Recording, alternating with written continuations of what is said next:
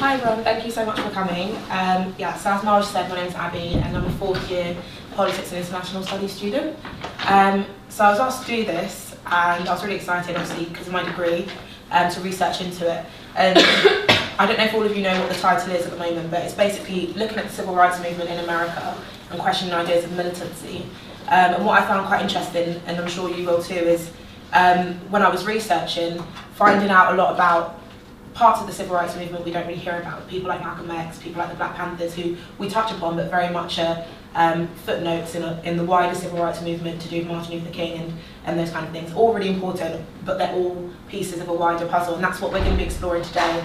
We're going to be looking at the narrative surrounding the civil rights struggle and ideas of militancy and how different actors were framed in certain ways and what we think about that. Feel free to stop me at any point throughout the presentation if you want to ask a question or make a comment. Even though it's a lecture and there's discussion after, feel free to do that. Okay, so I'll start. So like I said, the title is By Any Means Necessary, Questioning Ideas of Militancy in the Civil Rights Struggle. First of all, I just want to look at the question itself and just unpacking a few of the key terms and some of the ideas surrounding that. So, by any means necessary, this is a phrase that we hear a lot in popular culture, and it's attributed to Malcolm X. He famously said this in one of his speeches. He quoted it again in his autobiography, and it's taken to mean many different things by different people, and we'll come to discuss that a bit more. Militancy, this is a phrase that has been defined. A definition here that I have says, the English word militant is both an adjective and a noun, and is usually used to mean vigorously active, combative and aggressive, especially in support of a cause. It comes from the 15th century Latin term, militare, meaning to serve as a soldier.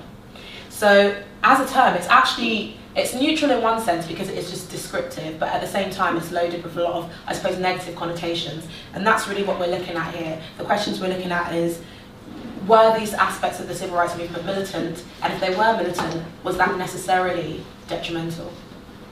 And the civil rights movement, of course. The civil rights movement is essentially used to categorise the whole period in American history where Black Americans, African Americans were fighting for basic rights.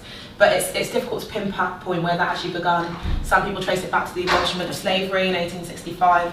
Others just focus on the 1950s and 1960s, when most of the basic rights were won for African Americans. And some people, more recently, in light of the Ferguson case and all that's happening in America today, have said the civil rights movement is not over, it's an ongoing project, and we need to view it as that. So again, we'll be exploring that. Okay, so just a brief overview. The civil rights movement was a mass protest movement against racial segregation and discrimination in the United States. It had its roots in the century-long efforts of African slaves and their descendants to resist racial oppression and abolish the institution of slavery. Although American slaves were emancipated as a result of the Civil War and were then granted basic civil rights through the passage of the 14th and 15th Amendments, struggles to secure federal protection of these rights carried on well into the next century. So basically this is pointing out the fact that technically slavery was abolished in 1865 and that was the thing that happened. But what that actually meant in reality for many African Americans was pretty much nothing. The Confederate states in the southern regions continued to impose Jim Crow law and segregation. So this is kind of highlighting the trend of legal freedom and legal equality and actual reality that will run throughout this presentation. So just to contextualise a little bit. So as I said, slavery was abolished in 1865.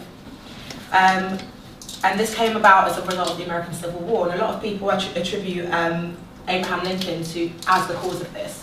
And that is true. It was his section of that war that brought that about, but it was also a political tool. So whether we can attribute the abolishment of slavery to an internalized acceptance of white Americans, of the intrinsic equality of Black Americans, or the need to abolish slavery because it's just, it is again debatable. It was a political tool, and perhaps there were undercurrents of a sort of normative approach to it as well. The Jim Crow system of racial segregation and discrimination continued despite this in many of the southern states. Jim Crow was basically the institutionalized, equal, different but equal principle where African Americans were supposedly equal, but they just couldn't be treated as such. It sounds crazily hypocritical to us today, but that was genuinely a thing. I'm sure we've all learned about it. Also, the KKK, or the Ku Klux Klan, they were a huge force in America before, during, and after the abolishment of slavery, and they were actually a Christian group. And the kind of religion, the religious aspect of this as well, kind of contributes to the rise of black nationalism that we will see as the civil rights struggle takes on a more militant flavour. And it's this idea of identity and of whose authority can you act out certain acts, and how people try and claim different forms of authority to kind of liberate themselves, and whether or not this is seen as different for black Americans as it was for white Americans. And then World War II. So World War II had basically changed the perspectives of black men who had served abroad. For black veterans who were returning, they could no longer accept the hypocrisy of the inequality they faced at home, having fought and in some cases died for freedom of others abroad. And this kind of international context as well brought this whole idea of slavery and of equality to a head in the USA. And if we put it in a global context, this wasn't just something that was happening in America at the time. African countries at this very same time in the 1950s were fighting against imperialism, were fighting for their own sovereignty. And they too were using rhetorics of nationalism to secure their basic rights and in some way assert a right to self-determination. So the African American civil rights struggle kind of positioned itself directly in this context and hoped to gain some traction because of it. So just going to go through a brief timeline because a lot of things happened, and I've just picked out a few of the ones that kind of were probably quite key. But again, please feel free to stop me or add anything if you want to. So, as I said, African Americans developed various strategies to challenge racial discrimination. Booker T. Washington, he emphasized economic development, but did not explicitly challenge the Jim Crow system that he was experiencing. Then we have W.E.B. Du Bois. He was a leading advocate of Pan-African unity and built on the work of Marcus Garvey. He, along with other African American leaders, joined together in 1909 to form the NAACP, the National Association for the Advancement of Coloured People. And this is an organisation that would become key and enduring throughout the civil rights struggle, and what would often be held up by white media and white institutions as the way to protest and the way to achieve change. And it's something that we learn about in school. And their methods were non-violent. That's what they preached, that's what they believed in. And they achieved great things through that. But at the same time, by focusing on one organisation and the works of that, we kind of, again, framed the conversation between militants, or so-called militants, and organisations that play within the system that everybody was kind of fighting against, which is quite an interesting juxtaposition. Okay, so in 1954, quite a key case was taken to the Supreme Court. It was Brown versus the Board of Education of Topeka, and Reverend Brown basically won a landmark appeal to send his child to a white school. That had never been done before. He got a lot of help from the NAACP, and the Supreme Court actually, voted in his favour. So he was allowed to send his child to a white school. Then in December 1955, Rosa Parks, we all know this, refused to give her seat to a white man. She was actually also a member of the NAACP, and this took place in Montgomery, Alabama. And this one act of individual, I suppose, defiance, perhaps, it's not actually documented whether Rosa Parks preempted this or went on the bus to do this, but this kind of one act of defiance that probably happened spontaneously sparked a sustained bus boycott throughout America and inspired Black Americans, African Americans all over the country to protest, mass protest, and this kind of sped up the pace of the civil rights movement. At this same time, we have Martin Luther King, King Jr. He's coming up. He's charismatic, and he's also very approachable. He's a good face for the movement, and he is elected as the head of the Montgomery Improvement Association, and he quickly becomes the country's most influential advocate of the concepts of non-violent resistance. In 1963, a 250,000 people marched to Lincoln Memorial to hear King's I Have a Dream speech.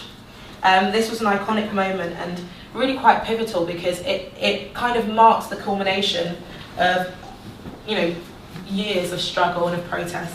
We'd had restaurant sittings, mainly organised by student protesters who didn't necessarily fall under the NAACP umbrella, but organised local resistance as well. There were students, for example, who, the Greenborough sit-ins, they went into a cafe that only whites were allowed to eat in, and they sat down there.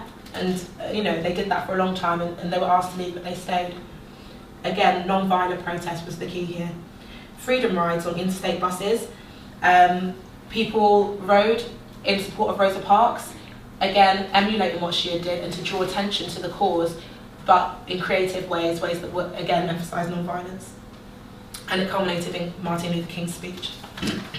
At this same time, a lot of this is going on in the South, and the experience, and what kind of, I guess, is neglected in this PowerPoint because of time, is the experience of Black Americans is not a homogenous thing.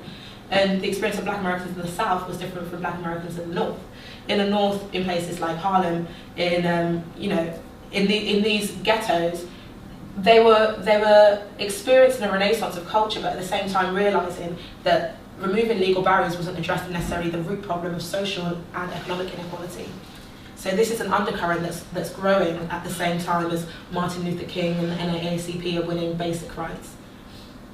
King writes his letter from Birmingham City Jail in April 1963, and he warns that frustrated African Americans might turn to Black nationalism. I find this quite interesting because he is viewing Black nationalism and what it stands for as something that's a threat to Black people, not necessarily to white society. And you know, when you think about nationalism, it's usually something that's about self-identification and how can it be a bad thing for the people that are identifying in that way, but he sees it as something that's a threat, which we'll return to. In 1964, Martin Luther King wins the Nobel Peace Prize, and the key piece of legislation, the Civil Rights Act, is passed in this same year. And then in 1965, the Voting Rights Act is passed as well, and these basically secure African Americans the most basic of liberties. They're finally accepted legally as equal. So this kind of is supposed to signal an end to Jim Crow and the idea of being separate but equal. The Civil Rights Act specifically outlawed segregation in schools, public places and jobs, and the Voting Rights Act made it illegal to do anything that might limit the number of people able to vote. This is because some states had previously been using literacy tests to try and prevent Black people from being able to vote, because many Black people had limited access to education. So again, it's kind of removing those legal loopholes. Yeah. And so we're going to move on now a little bit to the aftermath of all this, kind of set up the scene. But what's happening once these key pieces of legislation are passed, Voting Rights Act and the Civil Rights Act? It's supposed to be all over now. You can vote, you've got a voice, it's all cool.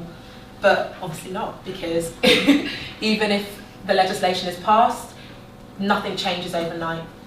And so this is what people were arguing at the time. The removal of legal barriers did not seem to achieve the social equality people wanted.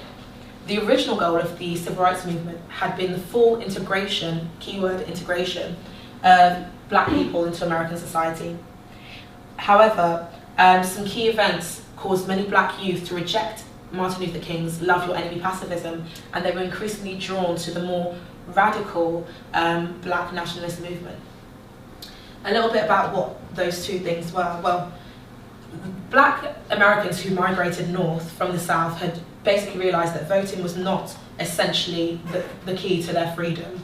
They found that the white people who had supported the non-violent protests of the NAACP, now that the Black people move in north, they did not necessarily want to live in the same neighbourhoods. They were happy to fight for their rights, but when it comes to socialising, living in the same neighbourhoods, there was still this tension, this fear, which in some cases I suppose is understandable when you have a change in society, but I think there was a frustration that was building up. Yeah, and many Black youth basically quickly grasped that racism was not just a temporary obstacle to the fulfilment of the American dream, but they saw it as a fundamental part of the social order. and they turned to people such as Malcolm X. Just a quick note on this, intertwined with this kind of frustration, many black Americans also turned to Islam. And we spoke earlier about the role of Christianity in the Ku Klux Klan and the idea of authority and what gives you the authority to act a certain way or say, or be a certain person or be a certain thing. And black Americans saw Islam as their source of godly authority against the white Christian God. And turning towards Islam was seen as a radical thing at that time, was seen as militant, because it went against the status quo. But when we come to the discussion, I want to kind of explore whether or not the ideology that was coming from that was in fact justified, and what you think. But do you think that was afterwards? Because I know he died before it was passed, and Malcolm X. Yeah. So this is the precipitation. So this is just Martin Luther King. We'll come up to it now. We're going to the next slide. Malcolm X was assassinated in 1965, and so it was literally all back to back. And it was the assassination of Malcolm X and also Martin Luther King 3 years later that really made this black power and black pride, which were those terms just concepts, into a real movement. And so I think that's what you mean. It was around when they were around, but it's taken all of those loose strands and putting it into an ideology, into something that people can identify with that happened after. So yeah, black power and black pride. Malcolm X is often seen as the face of the militant movement in the civil rights. But as you mentioned, he actually didn't live to see the most of the actual action. He didn't really lead any great riots or anything like that. He was just a figure that people identified with it, and we'll explore why. So he was born Malcolm Little, which is quite ironic because for such a powerful person to have a name like Little, he rejected that name and changed it to Malcolm X to signify his rejection of his slave name. And throughout his life, we would see him continue to reinvent himself through the changing of his name. Later, when he would go on his journey, his pilgrimage to Mecca, he would then again come back with a different name to kind of signify his transformation. Very, very interesting character.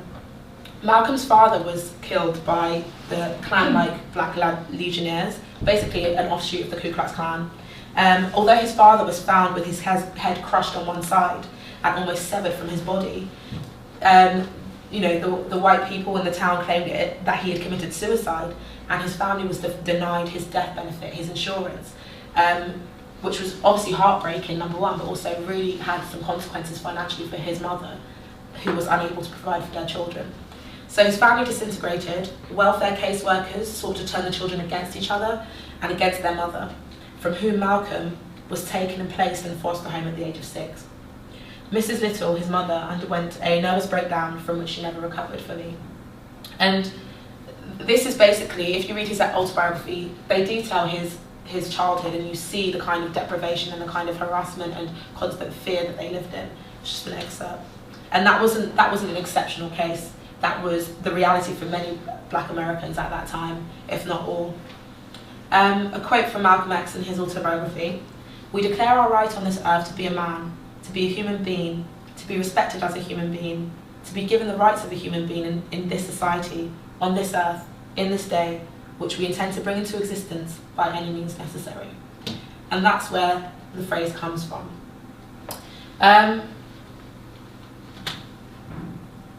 To look at another quote: "If we don't do something real soon, I think you'll have to agree that we're going to be forced either to use the ballot or the bullet. It's one or the other in 1964. It isn't that time is running out. Time has run out." I just want to play a few YouTube videos, just 1 minute of each, so you can get a feel for Malcolm's personality and see why he was both revered and feared by white society and also by the black Americans on the other side, the non-violent protests, NAACP. So this is his speech, just 1 minute of his speech, "Who Taught You to Hate Yourself?"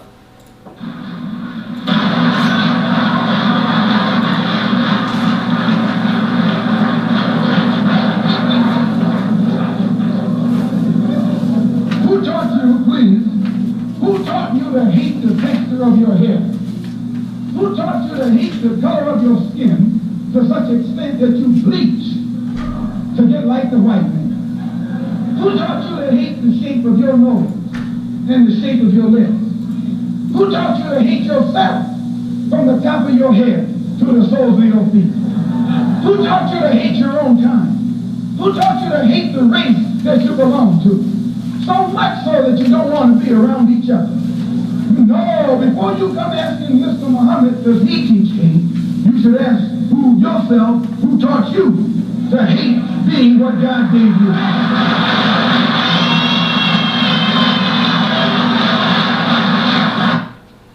So you can see how he speaks in a way that's, some people would say it's aggressive, but I would say it's passionate. He speaks in a way that's passionate, it's bold, it's confident, and it gets people in the audience riled up, you know? And this is the thing about Malcolm X. People who critique him say that they can't point to any legislation that he changed, no project that he did. But what he left behind was kind of this pride in who you are and questioning reasons why Black Americans felt inferior, not just systematic reasons, not externally. It wasn't external facing. His idea of Black power was internal, and that was really what was key. And I think that's where ideas of militancy come into play. When you're introspecting, when you're looking into yourself and you and your society, is it then, does an external person then have the right to tell you that you're going too far? When you questioning ideas of identity. Another speech by Malcolm X, he was interviewed by a white reporter on TV who tried to trip him up a little bit and ask him whether or not he was supporting violence. And this is what he had to say.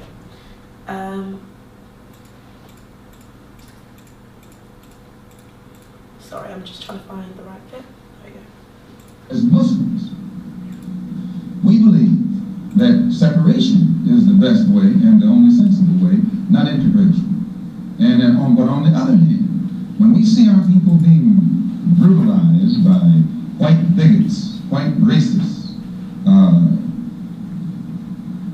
we think that they are foolish to allow themselves to be beaten and brutalized and do nothing whatsoever to protect themselves.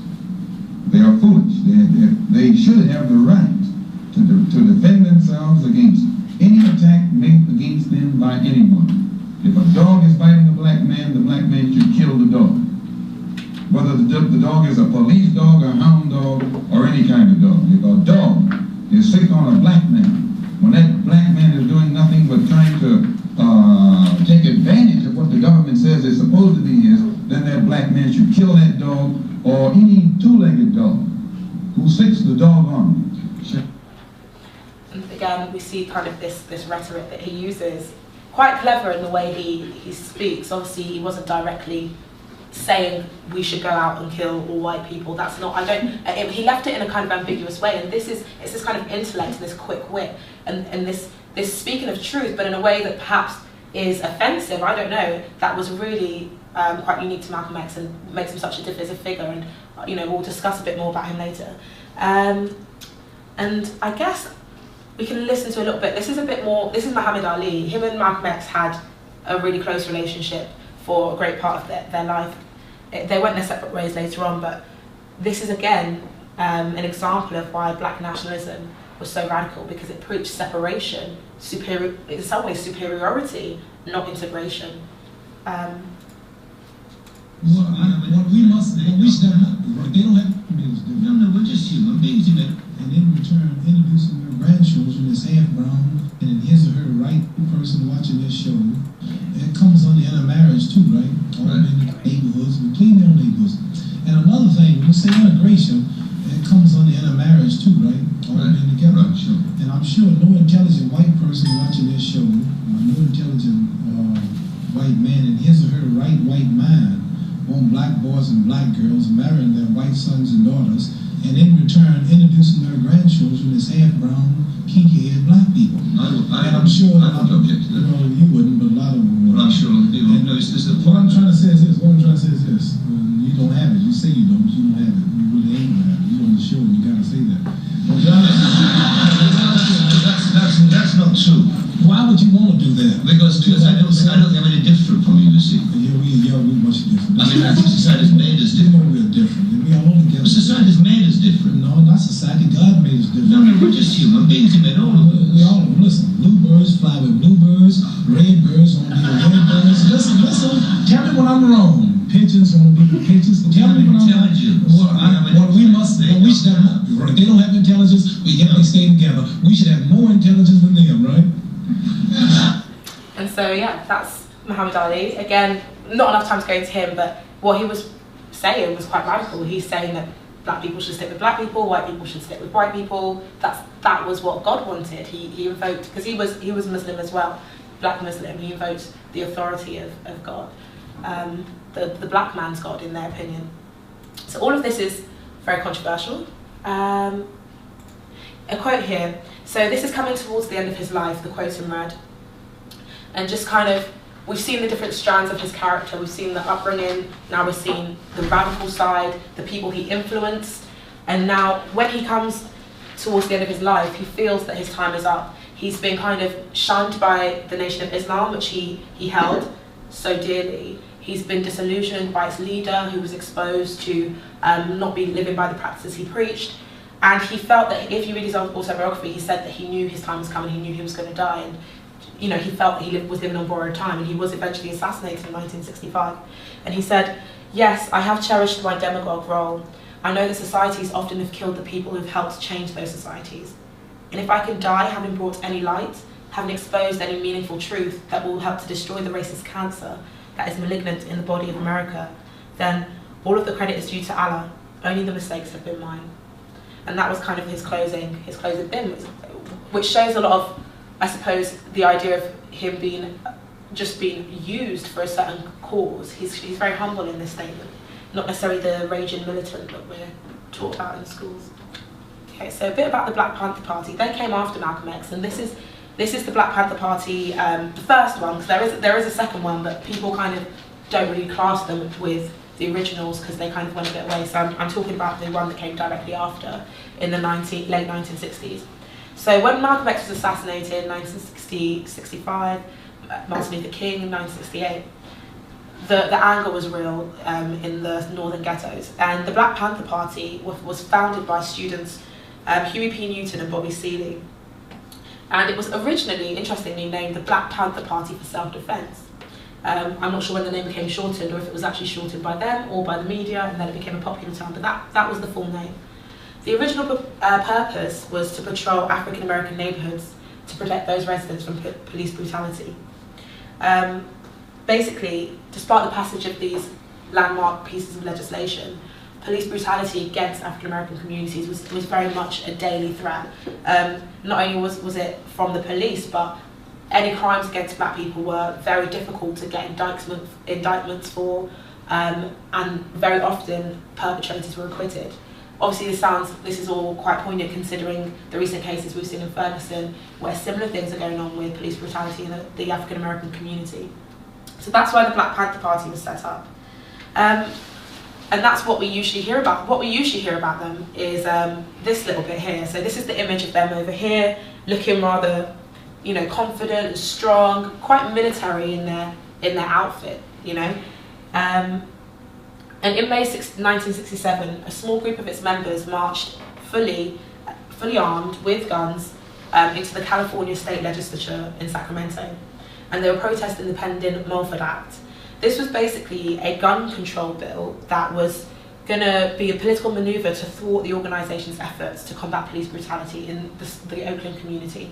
So under the, I think it's the 5th Amendment, hopefully, of America, in the American Constitution, every citizen has the right to bear arms. That's one of their founding, laws, and to this day it's something that they fight, for. But despite that, when black men were carrying guns, it was seen as a threat, something that was really, really threatening. And so they took their plight directly into the state legislature, and this was a really radical act. This wasn't something that was the NAACP would ever have done. This is something that only the Black Panthers, only the militant black Americans would do. And they didn't really achieve much change in terms of the passing of that act and how it panned out, but they asserted that African Americans had a constitutional right to bear arms. So that's the idea we usually get, the picture we usually get about them. But the Black Panthers were a lot more than that. They actually were a party, and they weren't just a party, but they were a Marxist party with a core political ideology.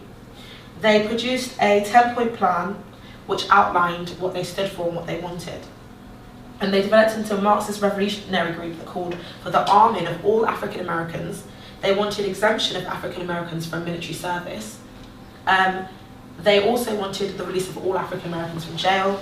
They wanted the payment of compensation and reparations to African Americans for centuries of exploitation by white Americans. And at its peak in the late 1960s, Panther membership exceeded 2,000. And it was global. There was even a Black Panther Party in Japan, which I thought was quite interesting. And a bit more about their social arm. So they actually had loads of concrete change in the societies they operated in. They had over 35 survival programs, and they provided community help, such as education, tuberculosis testing, legal aid, transportation. And the most notable one is the free breakfast for children program that they spread to every major American city. And it was so successful and such part of the community that the government adopted it as a federal program that survived into the 21st century. So the final piece of kind of informational perspectives I want to leave you with is some quotes here. So during the 5 summers of 1964 to 1968, US ghettos erupted into riots. So we've looked at a lot of the different characters and different actors, but we haven't talked so much about what actually happened in terms of violence, and there was violence for sure. In the first riots at Watts, LA, over $40 million of damage was done to white businesses, and this was just in the space of a few days. So, you know, there was violence. In the struggle, so basically here's a quote from Claiborne Carson. You can read a bit more on this, I'll put the links up. Black power militancy led to a decline in the ability of African Americans to affect the course of American politics. So there's a view that, not only from white America or from historians, white historians, but from within the black community, that this was actually a bad thing. The black militancy was detrimental to the cause. It was a step back. Nothing was ever achieved. No legislation was ever passed, and that is true. But is that what we should judge it on? It's a question to be discussed. And just the last two. So rioters and armed Black Panthers helped to decrease the white sympathy that had been key to progress for the non-violent civil rights activists. So a lot of the time, and I think this is probably a conscious effort, when we talk about civil rights, we always highlight that it was driven by black activists, and black people, which is true because it was their struggle and they led it.